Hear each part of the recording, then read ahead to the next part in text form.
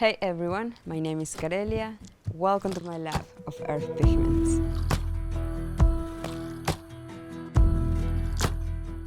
In today's tutorial, I'm going to show you how to make watercolor paints from scratch, using only mineral pigments. Before starting, let's focus on the main ingredient, the pigment. So essentially, when we use the finest pigment extracted from minerals, we're able to create a watercolor with a smooth, luminous finish, very similar to those you would find in store-bought paints. But you can also make watercolors using pigments with coarser textures, where bits of sand or grain add a unique character to the paint. Both approaches have their own beauty, and I enjoy having a variety of options when it comes to color. But this time, I'll be teaching you how to make the first kind, the most refined watercolors. Let's begin by showing you how to obtain the finest pigment possible using a dry method of extraction.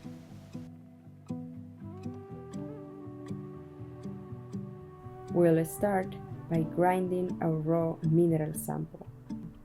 And when I say mineral, I mean clay soil, rocks, or any kind of dirt that has a beautiful color worth painting with. Depending on how hard your material is, you can use a stone mortar or just a regular kitchen mortar and pestle. I recommend working in small batches at a time to make sure you are able to crush all the material as well as you can. Once your sample is finely ground, you will notice a fine dust beginning to release. That's your cue. It is time to start sifting. For this step, you will need a fabric with a tight weave, where the threads are spaced very closely together, allowing only the finest particles to pass through. This is the one I'm using, a cotton cloth that I can barely see through.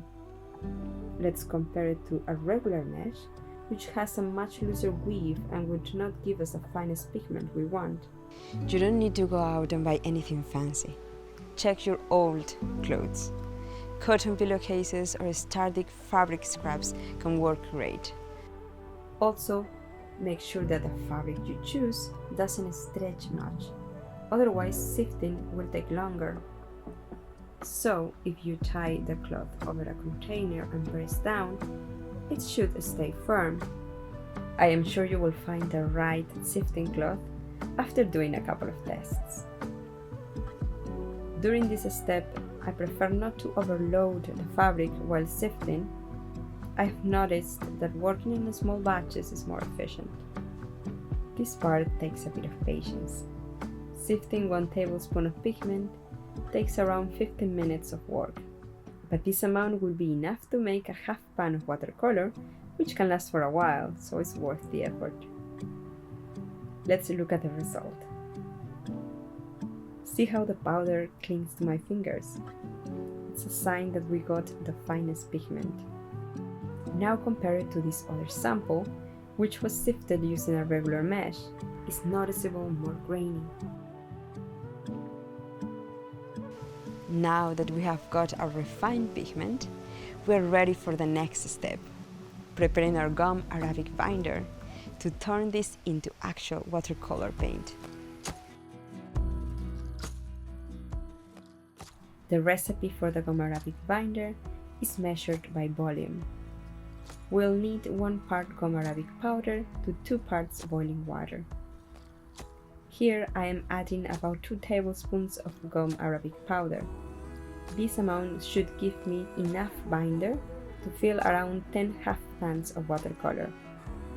I prefer to add the powder before the water to avoid lumps. Now I'm adding 2 parts boiling water, always twice the amount of powder.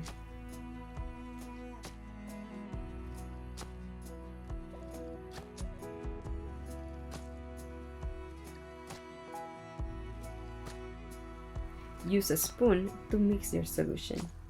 Press any small lumps against the side of the container to help dissolve them. That's why I recommend using a glass container because it makes it easier to see what's going on inside. As you can see, this mix is a bit thin, so I'm going to add a little more gum arabic powder and stir again.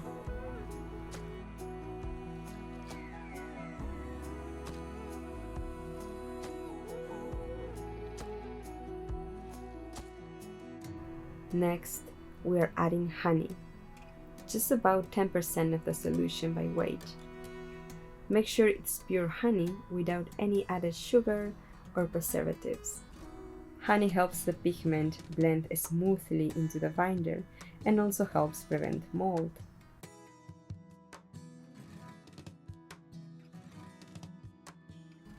You can also add glycerin, but that's optional. I didn't use it this time, but the ratio is half the amount of gum arabic powder.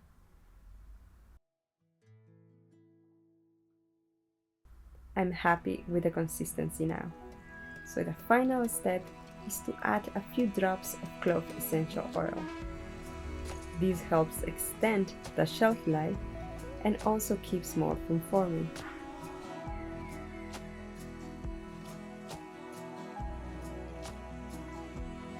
Now we are ready.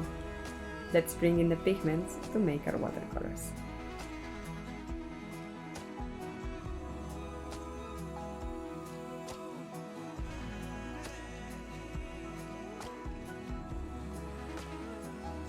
For a half pan like this, you will need about 1 tablespoon of fine mineral pigment. Most artists use a glass plate and a Mueller to blend the pigment with the binder. But today we're keeping it simple. I'm using a small spatula and a flat, non-absorbent surface.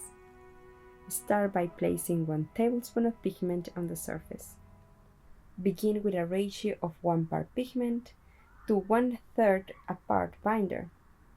You can always add more binder as you go, depending on the pigment. I like to make a small space in the center and pour the binder into it. Then gently work it in from the edges.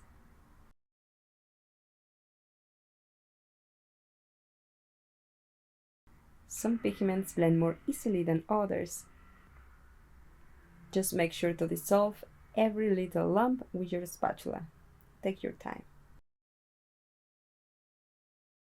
In this case, I am adding more pigment because the mix felt too light.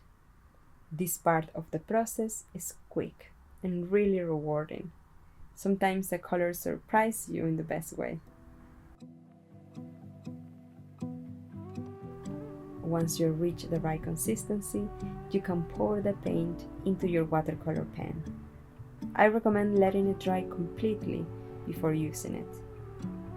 I'm really happy with this color. I actually found this green clay while hiking in Colombia and I just fell in love with it.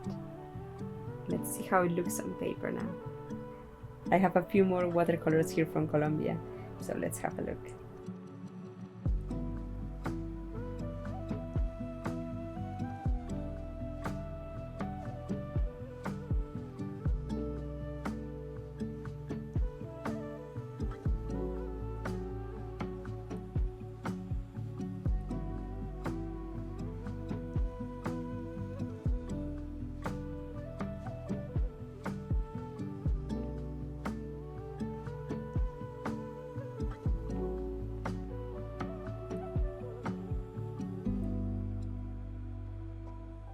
Thanks so much for watching. I hope this video sparked your curiosity to get outside and start collecting your own mineral samples. If you're ready to take the next step, check out my full tutorial on how to find and identify dirt and clay for making paint. And if you enjoyed this video, hit the subscribe button and become part of the lab of Earth Pigments.